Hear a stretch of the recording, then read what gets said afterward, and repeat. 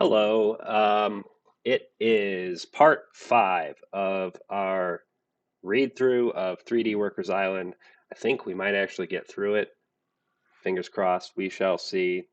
It depends on how much I ramble, um, and how many of my glorious observations we have.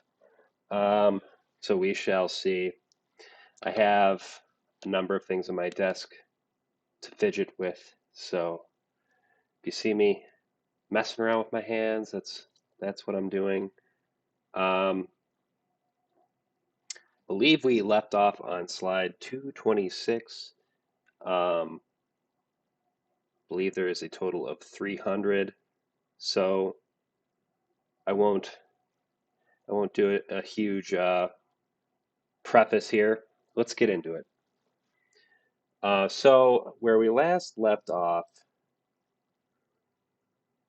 we had this bizarre scene where the characters known as Pat and Rebecca are uh, clipping into one another in a bizarre manner.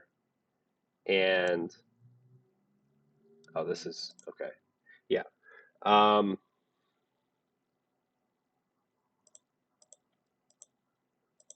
perhaps, perhaps suggesting something inappropriate is happening while Amber is sitting there. As you can see, she's just sitting there on the picnic bench, picnic table, park bench, whatever the hell you want to call it. Um,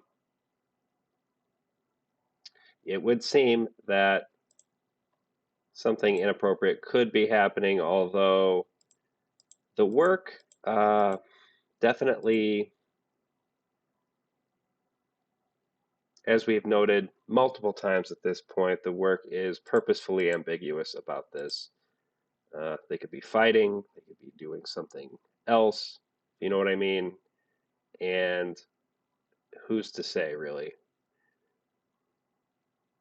We will contextualize this within the broader work, I think,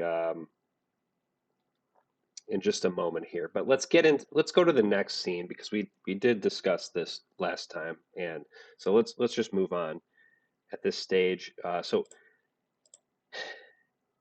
here is another page from inside 3D Whisker. As we can see, it's the same website. The URL has been censored.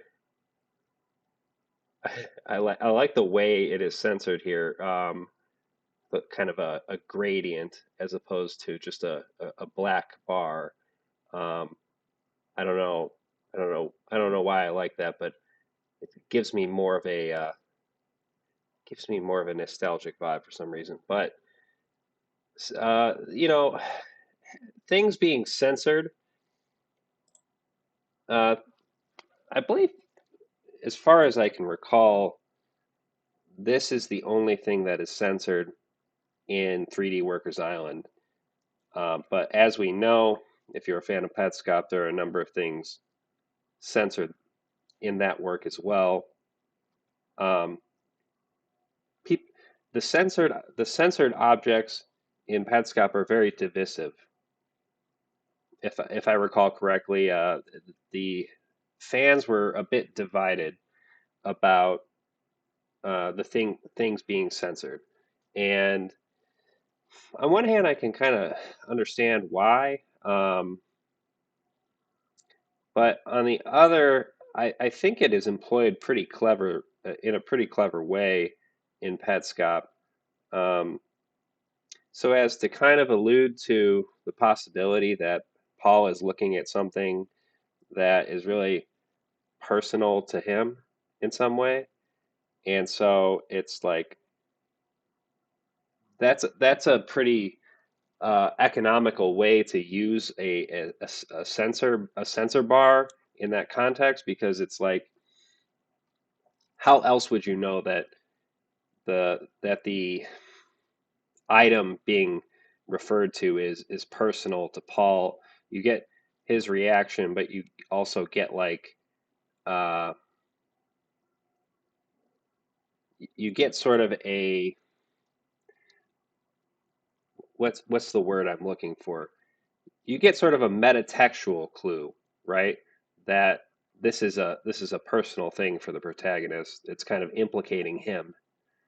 Um, this is kind of different, right?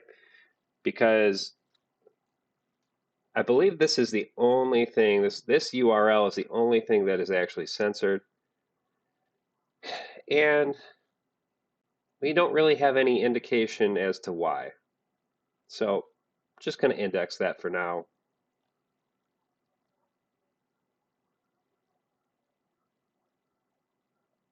Yeah, but this page is the PJR pin.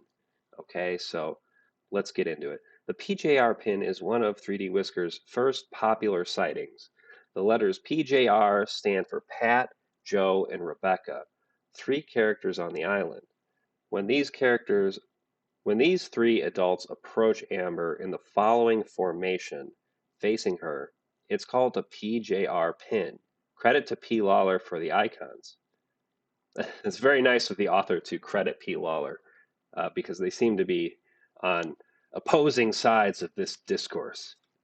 So we see multiple times throughout this work um, that the author of Inside 3D Whisker is charitable towards Pat Lawler in a way that's kind of funny to me because anytime the website is referenced on this other website, the more official looking source, 3D Whisker Discovery Pages, anytime a link to this website inside 3D Whisker is uh, posted on the forums, it immediately gets removed. So I guess it sort of lends a certain kind of mystique to the website that we never actually see the URL. The implication is that perhaps if we knew the URL, we could actually go to this website. Maybe it's still up. So it kind of lends a bit of mystique to it. Anyway, Amber is in the center of the formation. The PGR pin isn't complete unless all three adults are close enough to prevent Amber from moving, or in other words, to pin her in place. This is a very strict and specific requirement that is not met often. Yeah, this is a very strict and specific requirement that is not met often. Formations in this particular shape are uncommon between any four characters. When they do form, they're spontaneous and brief. They'll usually reorganize themselves into more stable circles, or rather diamonds, like this. It's all very scientific, isn't it? Why is the PJR pin significant? According to the stories, it triggers the following sequence of events. 1. All four characters disappear instantaneously. 2. The world the world is replaced with darkness. 3. In that darkness appears a photograph of a child in clothes that resemble Amber's pink stripes. Sometimes she's injured and sometimes not. Okay, so just FYI before I proceed. Content warning for um, vague allusions to violence. Um, we don't, just for the record, there's no actual imagery. There's no there's no sounds. There's nothing that's going to pop out at us. That's not how this story works. And it's really not. Um, it's not the artist's MO really to have any kind of um, grotesque imagery or anything like that. So this is really just the the disturbing content is textual, um, although very very minor, and um, but the real disturbing element, as I have noted multiple times at this point, is really just your imagination and how the work is able to kind of stir up your imagination. So I just keep that in mind.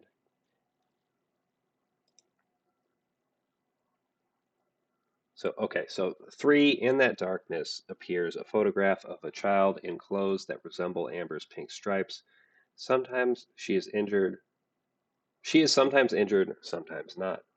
An audio clip of a young woman's scream, or multiple screams, play from the speakers. It's usually interpreted as Amber's voice, but sometimes as the voice of an off-camera witness.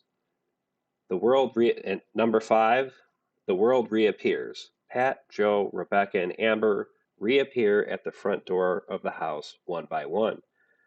Amber is the last to appear. No evidence of the event remains. So people insist that they have seen this particular event happen. Um, in fact, so many people have seen it that it's notable. It's a pattern that has emerged over time, with very specific occurrences. So these claims are very specific. 1, 2, 3, 4, 5. There's five unique events occur here. As I've noted previously, like with the whole Sam Ferraro thing, and what was the other one? Grace's guilt. These give the impression of um, these give the impression of a sort of discourse that's emerging about the work that is questionable, highly questionable, right? Kind of to the point where it's like, okay, this sounds like fan fiction. It almost sounds like, oh, this is somebody's head canon as to what's happening.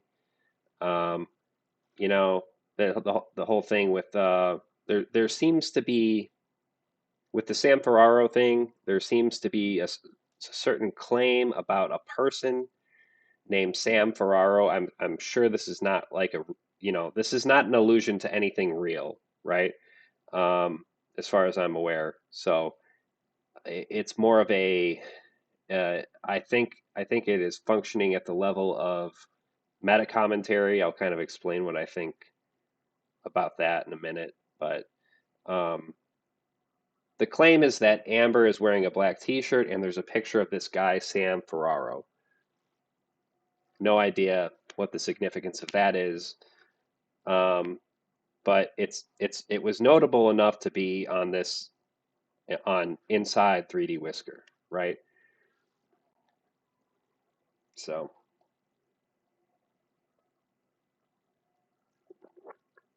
enjoying some nice red wine tonight. Um,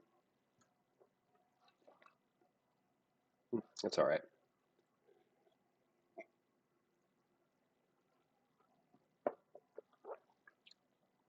Let's proceed. Okay, so I mean, the other thing, okay, Grace's guilt, right? Just I don't want to repeat myself too much, but the whole point of that, I mean, I think again, the work is kind of building a sort of a very questionable chain of events here that are chain of events are a questionable sort of discourse that's emerging on this alternative source. So there's the discovery pages that have this nice blue color to them, and then there's Inside 3D Whisker, which is sort of like bizarro, a bizarro website. You know, this is like this is where the real shit happens, man. That type of vibe. So, in other words, kind of edgy, edge lords. Inside 3D Whisker has a lot of edge lords. I think that's fair to say at this point. Not necessarily that the author is an edge lord. They seem kind of uh, they actually seem quite sensitive, right? Um, but yeah, I'll proceed. Most accounts miss the first 3 steps in the sequence. It's only when they hear the screams that they start paying attention to what's happening on the screen. 3D Whisker doesn't officially play audio. but many stories report sounds. They usually describe very loud or very quiet sounds, like screams or whispers, with little in between. We have a page just for whisper related sightings involving Amber's pleas for help. Much pride is taken in the skill of recognizing these whispers as quickly as possible, since they often precede other events for which screenshots are desirable. No whispers precede the PJR pin, unfortunately. So I'll just kind of note, like, maybe like the more relatable way to say this, because I'm like, discourse is emerging. That sounds kind of pseudo intellectual, doesn't it? But I think really, like, I guess what I'm trying to say is that there are sort of like urban legends about this screensaver. And this website is like chronicling all of these various urban legends in a manner that sort of presents them as um, something legitimate, something at least something potentially legitimate, right? Photographs are also a common theme in these sightings. 3D Whisker appears to have a heavy preoccupation with a real world, and in particular, real human bodies from living and healthy to mangled or emaciated or dead. In this case, even when Amber doesn't display any physical injuries, her transformation into a human body is often interpreted as an act of violence itself. In general, any movement between fiction and reality in either direction is treated with an undertone of terror. So this last paragraph is really interesting.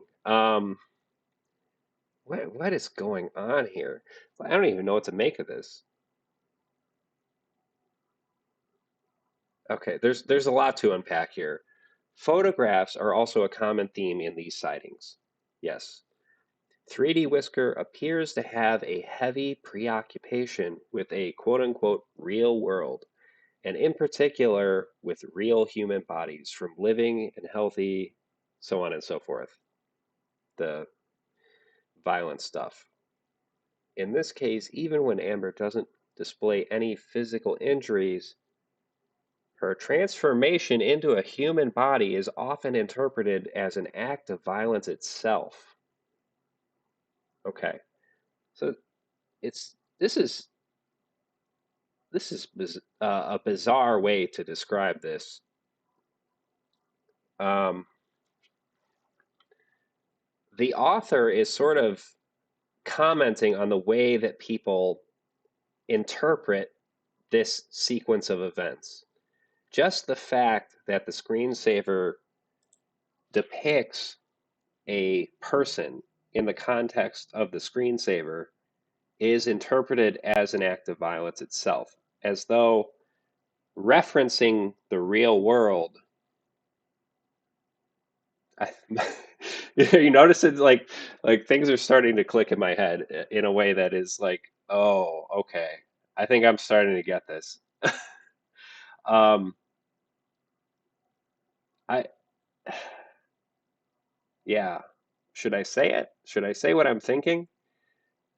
This is tricky. Uh, let me be. I want to be careful here. Okay. Um, Even when Amber doesn't display any physical injuries, her transformation into a human body is often interpreted as an act of violence itself. In general, any movement between fiction and reality in either direction is treated with an undertone of terror. Undertone of terror.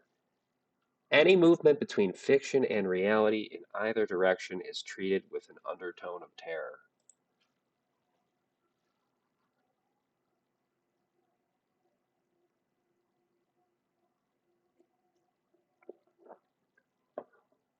Okay.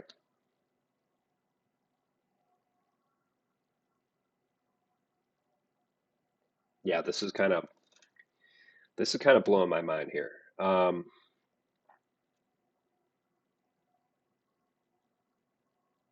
If we're just sort of following what I've been saying about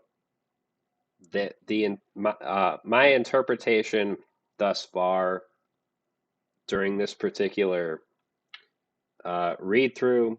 This is part 5. We've been talking about this a lot at this point. My interpretation as a sort of at least to some degree as a meta commentary on Petscop, I think I will give credit to the work and say that it it functions like it can stand on its own as a fun little horror story, a fun little like short story, like a creepy pasta, right? Um, but the true genius of the work is the fact that it is obviously meta commentary about Petscop, and no one is going to convince me otherwise at this point. I'm dug in. I've planted my flag here. Um, this is like, and this is the smoking gun. This right here, this this paragraph is the smoking gun. And I'm not even going to explain why. I'm not going to explain why at this point. I want you to put two and two together. Let's yeah. I will have a full account of this in my full length analysis video that I'm working on now. The script is getting to be quite long. Um, I've cut listen, to be completely um,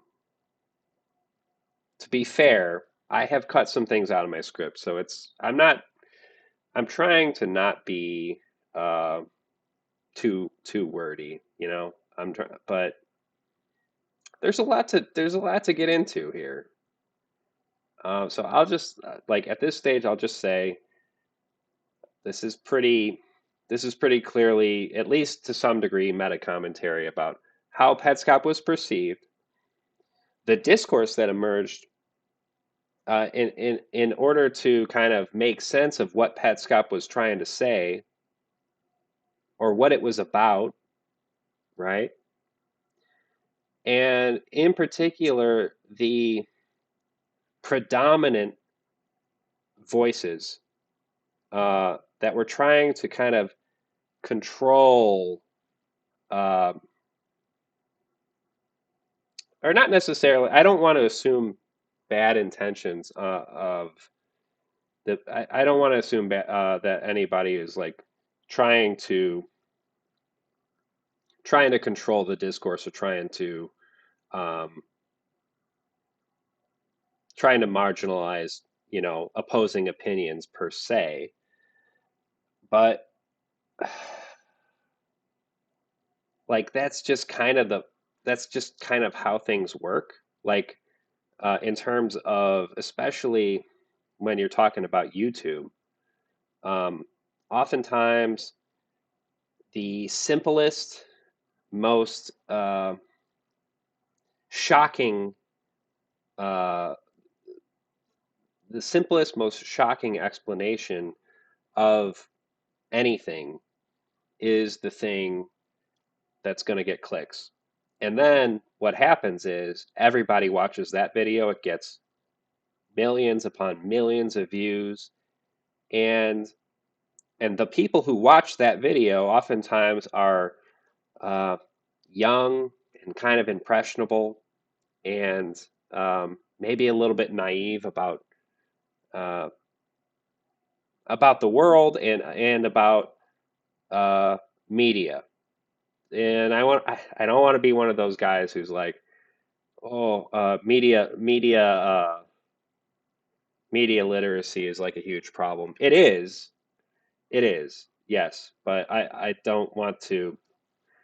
Uh, that's not a battle that I am prepared to fight at this particular moment. Um, but my point, my point is that um, millions of people watch these videos, and then everybody goes around and tries to kind of assert this particular theory as factual, as like this is the definitive explanation of Petscop. Here's what it's about, and then that becomes the dominant theory, and oftentimes opposing opinions or any kind of nuance becomes uh, just kind of background noise, you know? Um, so yeah, that's all I'll say for now.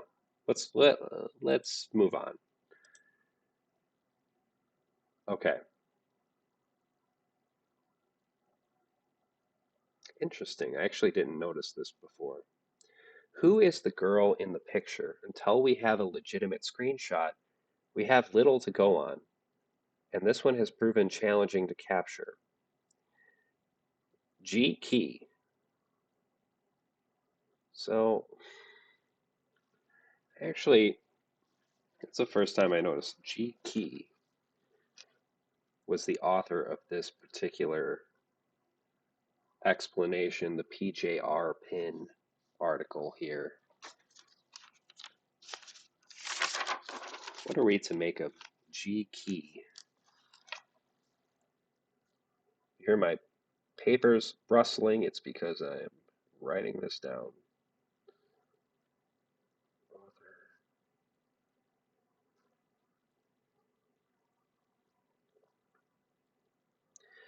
But again, I will just say, like, all of this business, it like shifting things back to the to try to contextualize this with strictly in the context of the narrative and what's happening. Again, this just seems like it seems like fan fiction. It seems like an urban legend. There are quite a lot of details, and there's some interesting sort of there's some interesting stuff about shifting from reality to fiction being an act of violence. So let's index that theme, um, and see if maybe you can put two and two together. Yeah, I don't necessarily want to spoon feed you my interpretation. I'm just kind of riffing. So I'll probably include my pet theory about what's happening here in my um, analysis video. Yeah.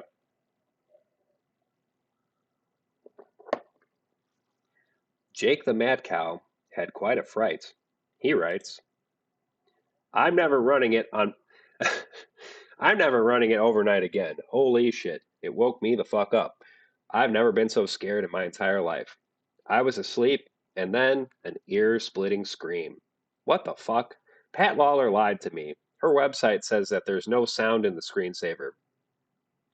Well, guess what? There's sound, motherfucker. Ashley B heard it too and caught and caught a look at something interesting. Ashley writes, because it was the last thing I'd ever expected to happen in 3DWI, I have to admit I was jolted and shaking for a good hour afterwards. I knew the discovery pages were wrong about other things, but somehow this one thing I trusted. And well, my volume was turned up quite high, so it was really something else. All the while, this is a great sort of uh, device. This idea that there's no sound in the screensaver is established very early on, and then all the while you're like clicking through, reading this story, and I have my sound on, just in case, right? Um, and you just get this eerie feeling that is there gonna be a scream? Is something gonna pop out at me? And that lends a sort of eeriness to the whole experience. It's very well done.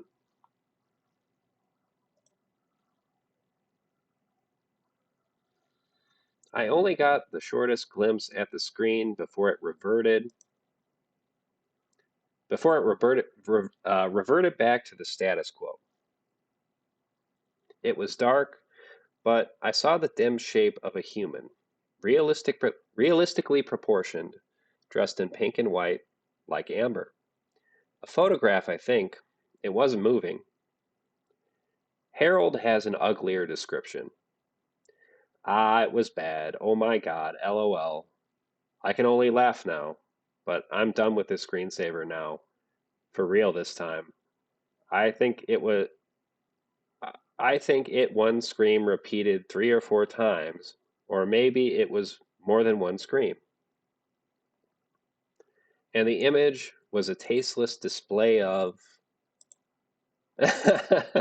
so that's the second I think that's the second time this happens is the text gets cut off and you just have to move on. So there are quite a few pretty clever uh, narrative devices here, formal conceits of the work that give it a special kind of je ne sais quoi.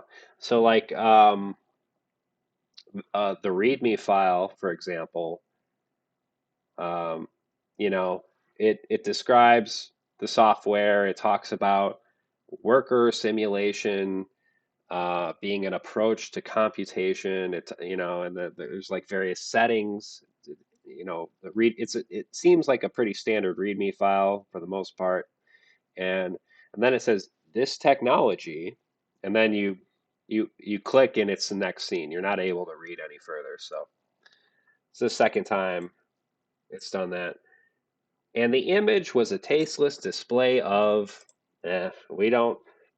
we can only really use our imaginations as to what that person saw, and I do not want to think about it. You know what I mean? So here's an interesting scene. Couple things to note. So we have uh, Holland, Grace, Rebecca, and Joe. Amber is nowhere to be found. Um, they are in the shape of a diamond.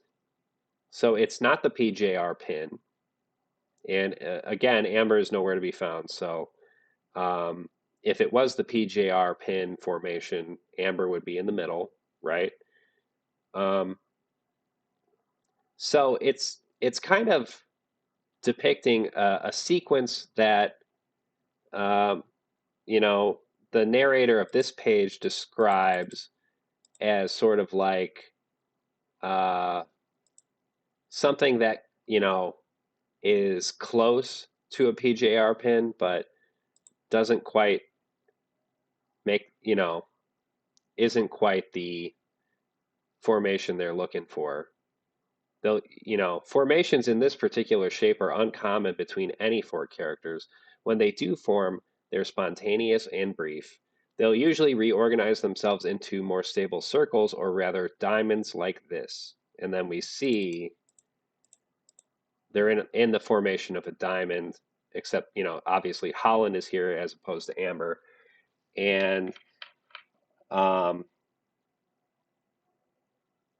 yeah, so again, there is just some level of uh, randomness to these various sequences.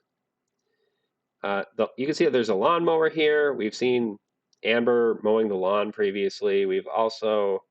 Um, we also see a laptop here, which is kind of funny. And you can't really see what's on the laptop, but there is a bit of blue here, and we know that the discovery pages are blue. So, you know, you can make some inferences, but you really can't see. It's interesting that there is a laptop here. I believe that's the first time we've seen it. Yeah. Um,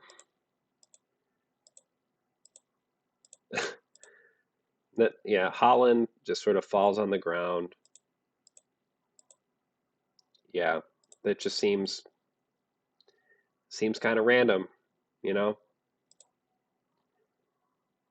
Okay, so now we're back to the discovery pages, specifically the forum. This was posted on April 26th, 1999, by Reality Priest. We've seen him before.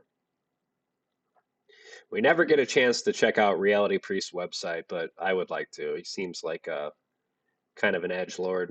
Rants, secrets, and movie reviews. Maybe like a Maddox type character. Anybody remember Maddox? Yeah. Anyway,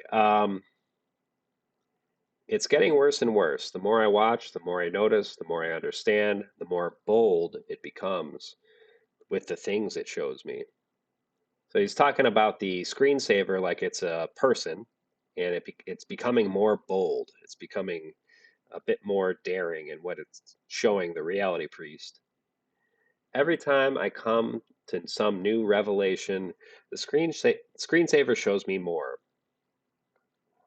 But most other people don't see these things, and if I have someone in the room with me, they don't happen. HTML Maniac responds, "Are you telling me P. Lawler, with the 10 billion hours she's been watching 3DWI, hasn't seen any of these things?"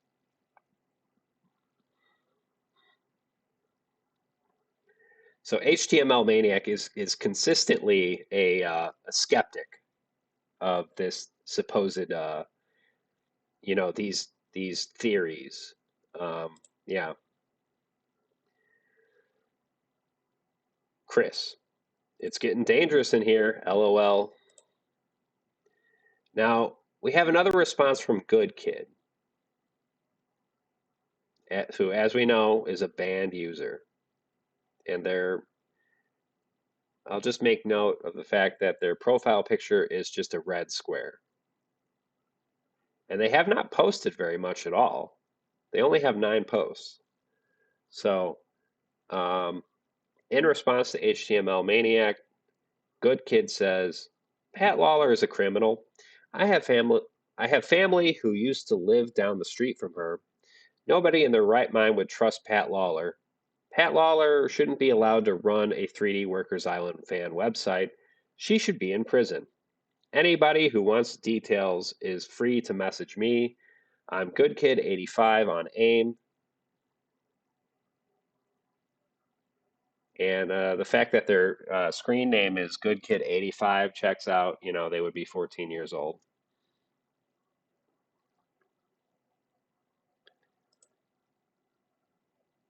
Chris responds, "Damn it, good kid. Ha ha ha ha ha." Sax player says, "And he's banned. That was fast." Assuming good kid's gender, we don't know if good kid is a he or a she. Um, just I want to make note of that because there's some interesting theories.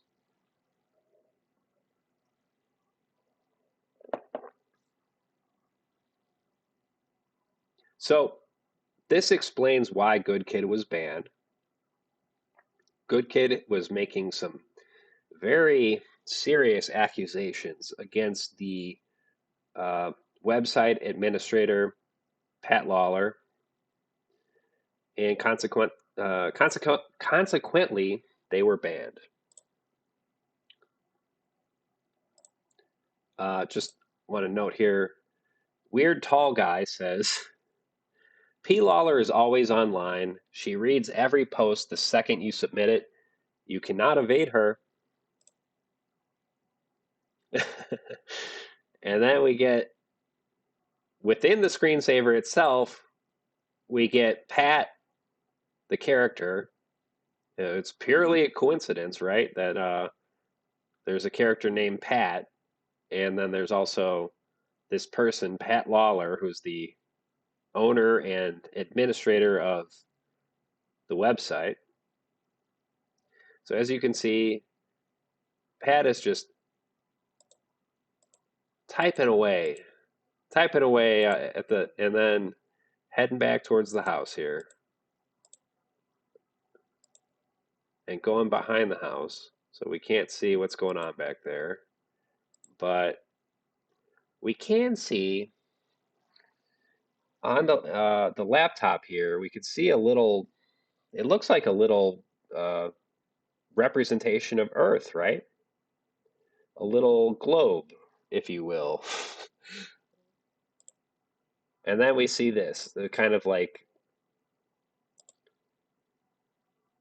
looks like a transitionary scene.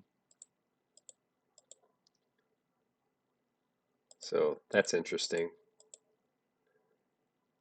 We have multiple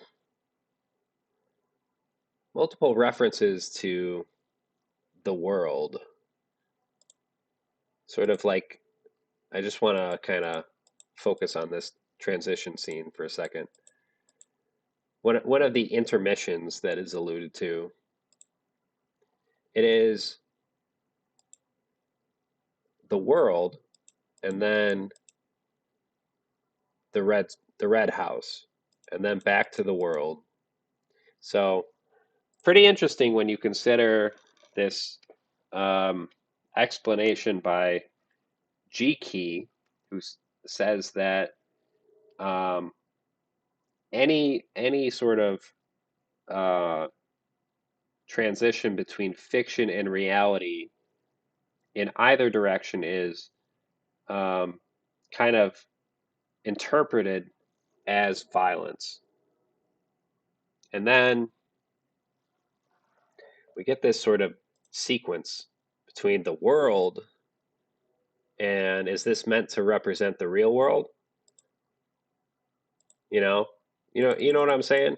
Like this is the real world, and then this is the fiction, and then this is back to the real world again.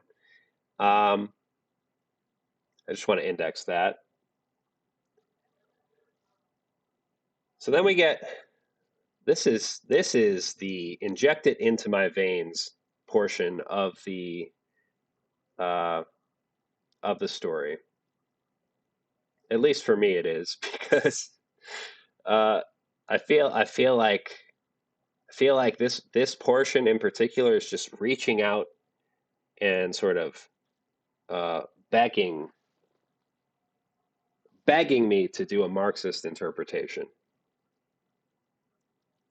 And I'm sure you, the viewer at home, are saying, "Oh, Dave, you're just there you go again, reading into things too much. There you go again, Dave." Let's just read on. Update 4/24/99. I've decided to stop posting new submissions to this page.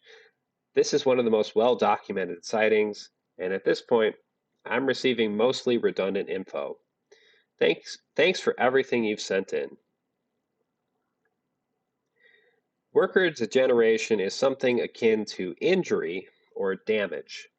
This damage is associated with an active entity, which 3D Whisker calls a worker, hence the name of this page.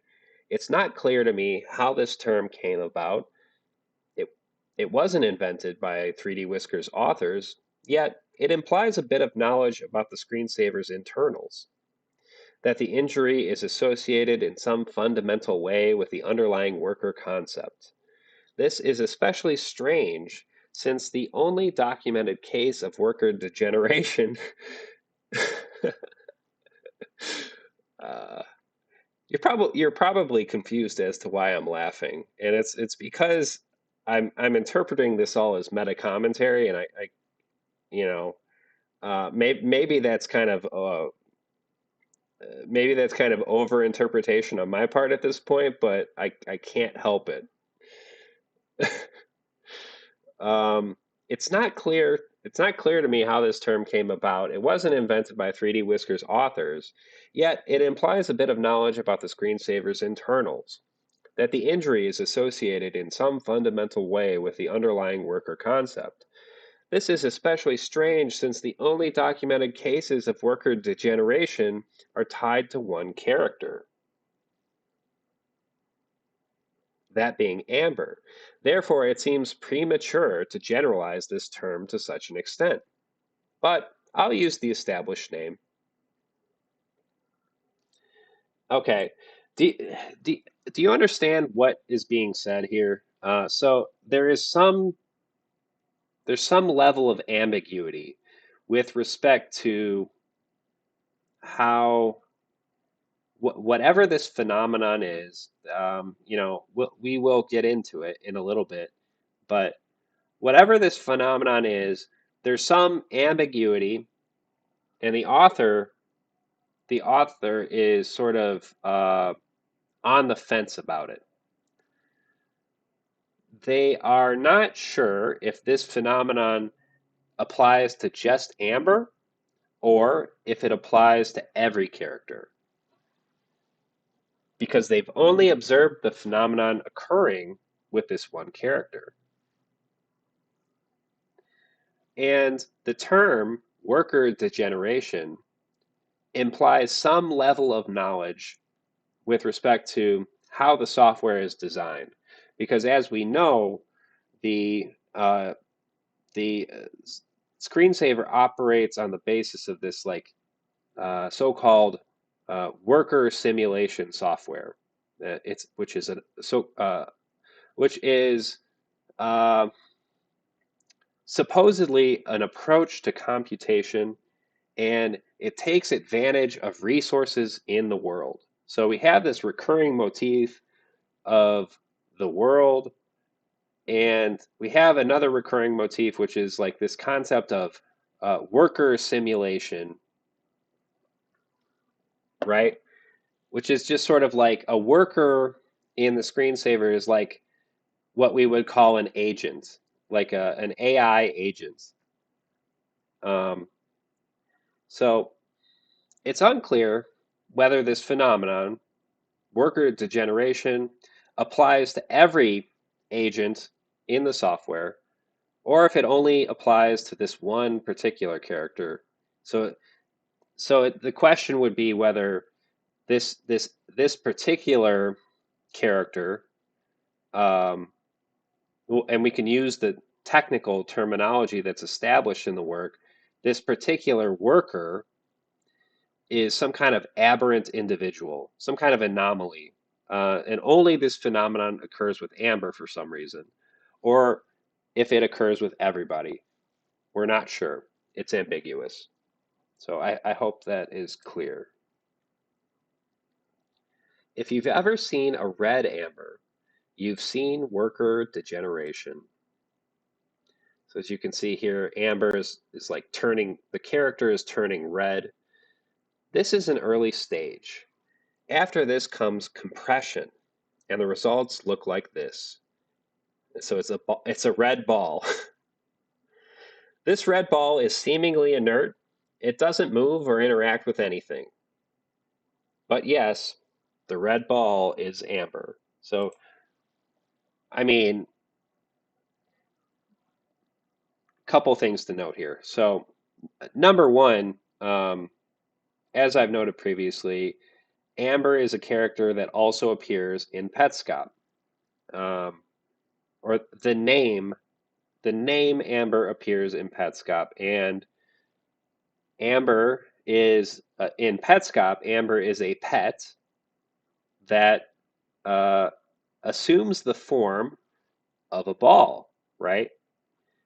And now, and it's not even like I'm not making the claim that Amber from inside from the character Amber from 3D Workers Island is the same Amber as Petscop. That's not what I'm saying.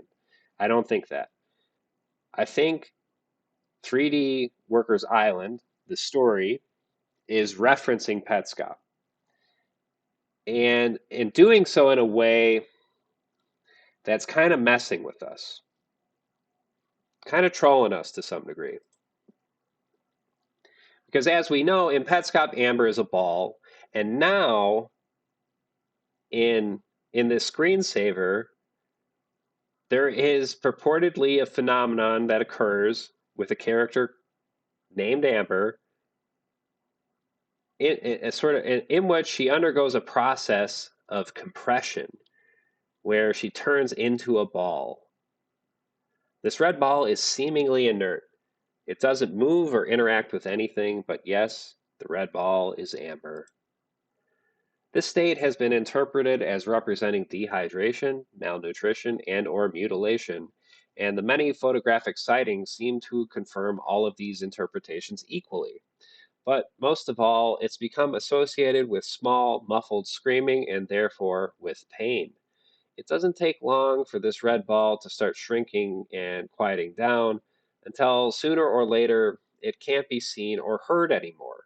Amber will usually respawn from the house at some time after compression, even while the red ball is still visible. The program will eventually continue as usual. Okay, so it's in other words, this phenomenon occurs with Amber, in which she's transformed into a red ball. She's compressed into an inert object, a ball, and then Amber will respawn in the house, and so the cycle continues. Falling into asphalt tells us a story. Now, here, this falling into asphalt is something that we've heard this terminology before. We've heard this phrase before. Um, Previously, let's see, we are on 270 here. So it was the computer philosophy guy, the it was the person who had a website where they were talking about how uh, the computer is like a window into the world, right? And they said something cryptic about imagery relating to falling into asphalt. Anyway, falling into asphalt tells us a story. Letting the screensaver go longer periods has unlocked something, and now I'm seeing all sorts of funny shit like a red amber. She goes in the house, comes out redder. Goes behind the house, comes back redder, comes back redder again, comes back weird and slow. Crawls around until pop, she's just a ball and on the ground that everyone ignores her.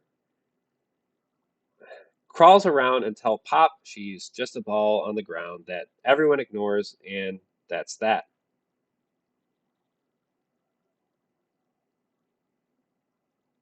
Nathan Manfield kept the screensaver running all day and writes, I went away for 8 hours, and when I got back, there's a bunch of red spheres scattered around and making noise. Altogether, it sounded like a chorus of dissonant humming. And now I'm wondering just how long my dog had to listen to that shit.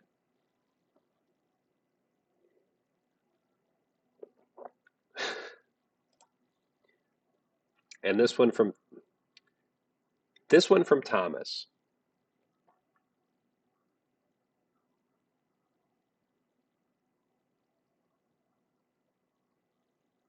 How many of them are sitting at the bottom of the ocean? I just can't help but feel hopeless about everything. Nobody will ever help me, and I'll never help myself. I'm too afraid even to reach out. I'm not even writing this right now. This message exists only in my head. This whole website exists only in my head. 3D Workers Island? What is this? Would I really put this online? Would I really give anyone the slightest glimpse into my world? This is fake. This is all fake, and nobody will ever see it.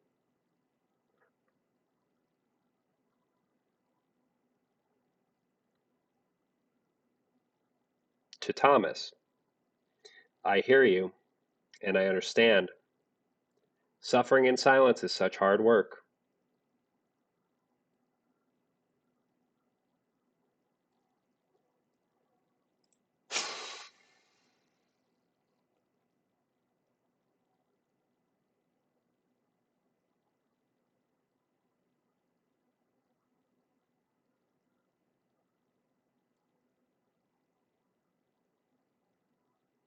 So, I mean, I'm a big proponent of a concept I've talked about before called death of the author. And I just want to impress upon you that if you're not familiar with the concept, um, I'm not going to explain it at length right at this point right now. But I have a video about death of the author, and you can also probably just read the story. I'm sure there's a PDF online. Um, or not the story, the essay by Roland Barthes. It's called it's just called Death of the Author. Um, so I'm really just this is just a preface to kind of explain my perspective on what exactly this means in relation to the broader work and what the hell is going on, right? Because this almost trying to be careful with what I say here. I I refuse to assume the intentionality of any author or artist or creator. I I I do not I generally do not go there at all. I don't speculate about intentions. I don't see the point. What's the point? You you you do not have access to the psyche of the person who created the work. And to try to operate from a position of uh, like knowledge with respect to what exactly they intended is um, a very fraught, very problematic thing to me. And this is not even death of the author. This is the intentional fallacy. Is this is what I'm explaining right now? Is like it doesn't make sense to try to assume the author's intentions or try to even extrapolate what the intentions were per se. Instead, it makes more sense to focus on how the work functions, what effect it has, um, and what it could possibly be commenting upon.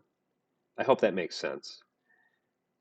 But then there's this other concept, death of the author, which is that the author doesn't really have the authority to impose upon you their interpretation of what's happening as like the definitive reading of the work. And I agree with both. I agree that the you should not you should not make the intentional fallacy, and I also agree with death of the author. So this is just a preface to try to uh, lend some to try to stake some level of responsibility for like what my particular interpretation and my particular reading of the work, right? Was that enough uh, hemming and hawing here before I actually explain what I think is going on? Yeah, you're probably getting sick of it. That's okay. I'm sorry. Um, Let me just read it again because this is really important. This part is extremely important. Okay, I think it is. How many of them are sitting at the bottom of the ocean? Okay, so that is referring to the compressed balls, the compressed red balls that we see, which are theorized. You know, it's theorized that amber is subject to this uh, worker degeneration, and they turn into a red ball. So Thomas Thomas is asking, how many of them are sitting at the bottom of the ocean, referring to the red balls. In other words, how many times has this happened? And the sheer almost Lovecraftian horror of imagining this happening over and over and over again, right? I just can't help but feel hopeless about everything. Nobody will ever help me, and I'll never help myself. I'm too afraid to even reach out. I'm too afraid even to reach out. I'm not even writing this right now. So at this point, Thomas is sort of uh, experiencing some level of like derealization. So they're basically in their head they're like this this is not even real. This is not real. This is not happening. You know, this whole website exists only in my head. 3D Workers Island? What is this? Would I really put this online? Would I really give anyone the slightest glimpse into my world? This is fake. This is all fake, and nobody will ever see it. And then it's sort of couched in this format here. And the response that Thomas gets is almost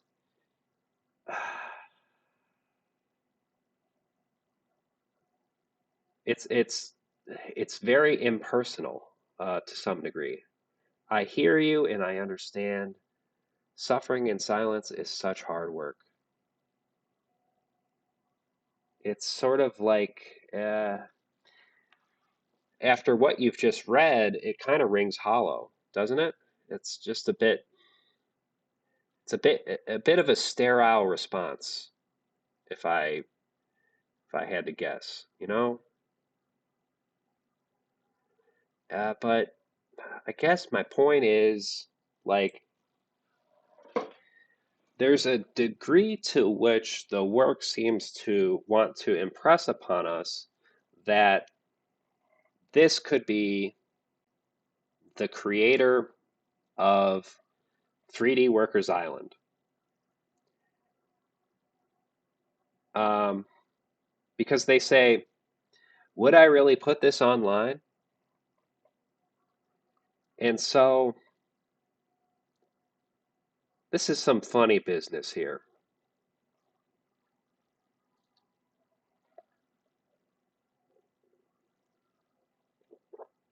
Because it's almost like, on one hand, the implication could be strictly within the context of the story, this Thomas fella is like the creator of 3D Workers Island, and they are feeling almost a great amount of trepidation at at the sort of implications of their actions and like How could I have put this online? This isn't happening. And the question is, how many of them are sitting at the bottom of the ocean? In other words, how many times has this process of worker degeneration occurred? And how many of these inert red objects are sitting at the bottom of the ocean? These objects which are a symbol of this process of worker degeneration, which is within the context of the work, this notion of worker degeneration uh, is not something that is official. It's like sort of conventional, like it has emerged from the discourse, but the person who describes it can't explain where it came from because it's like it assumes a certain level of knowledge about how the work was created. Um, so this is a really convoluted way of saying that, like, okay, on one hand, this particular scene operates as a sort of it, the implication is that perhaps Thomas created 3D Workers Island, and they're feeling a great amount of uh, well, they're completely overwhelmed on one hand. Um, they're embarrassed. They're embarrassed by the fact that they put this online because it gives people a glimpse into Thomas's world. We really have no idea what that means. We don't really. I mean, the implication seems to be that some Thomas is really having a hard time right now,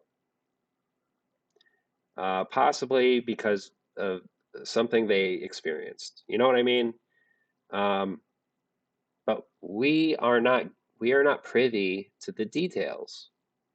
How could we be? But then, if you follow my interpretation, which is that this whole thing is meta commentary about Petscop, then the implication is that Thomas is uh, a reference to the creator of the story, i.e., Tony Domenico, right? I'm not saying that. I'm saying that's the implication of a reading that focuses on meta commentary.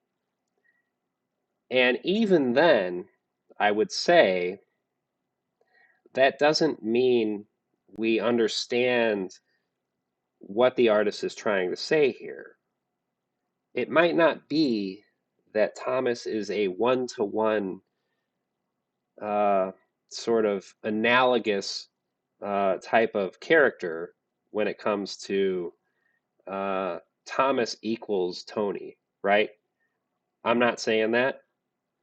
Um, and I don't necessarily think the work is saying that. What it reminds me of, I'll make a comparison. It kind of reminds me of The Pale King. The Pale King is an unfinished novel by David Foster Wallace, and um, we don't have to get into what type of guy David Foster Wallace was, but um, he wrote a really famous book called Infinite Jest, and it was received like it received almost like universal praise, critical acclaim, at the time. And it's kind of it's pretty it's well known, and it's almost kind of notorious at this point for its length and its association with a certain type of guy, a lit bro. Um, I'm just trying to give you context. We don't have to get into all that. My point is, David Foster Wallace wrote Infinite Jest, and then he wrote The Pale King, and that was unfinished. But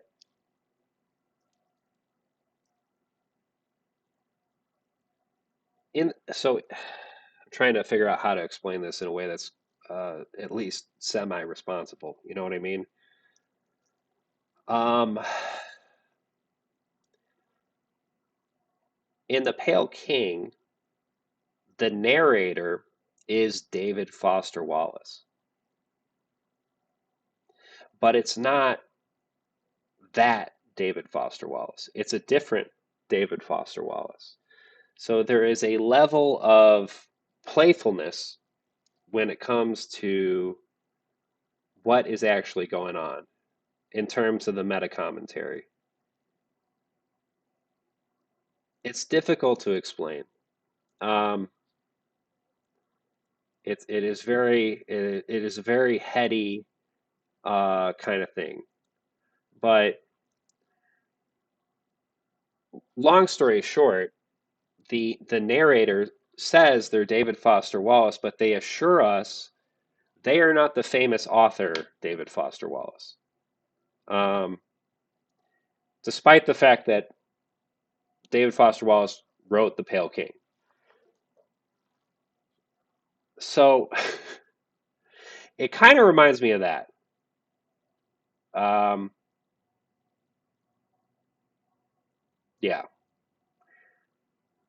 I will figure out a way to frame this in a way that I can kind of appropriately contextualize it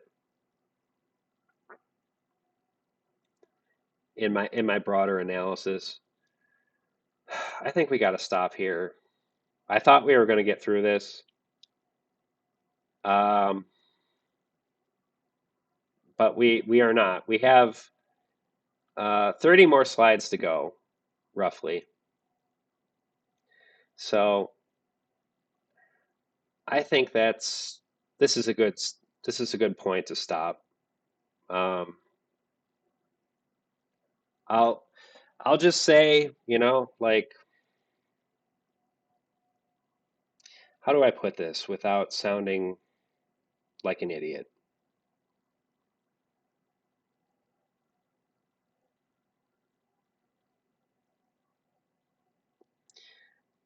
I'll just say if you are uh, to the Thomases of the world,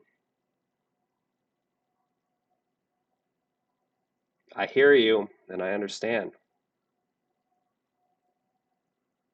Suffering in silence is such hard work.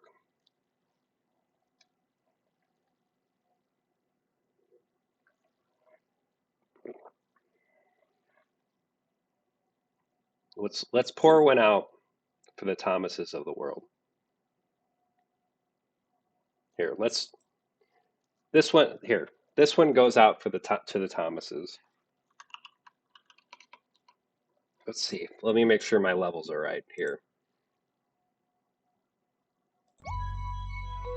Boom, boom, boom, boom, boom, boom, boom, boom, boom. Now tell me what you gonna do when it ain't nowhere to run. When judgment comes for you. When judgment comes for you. Tell me what you gonna do when it ain't nowhere to hide. When judgment comes for you. 'Cause it's gonna come for you.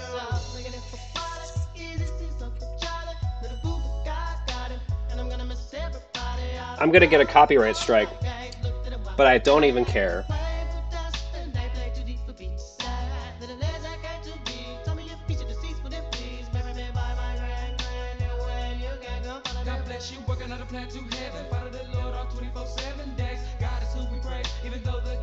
Well, it's been real.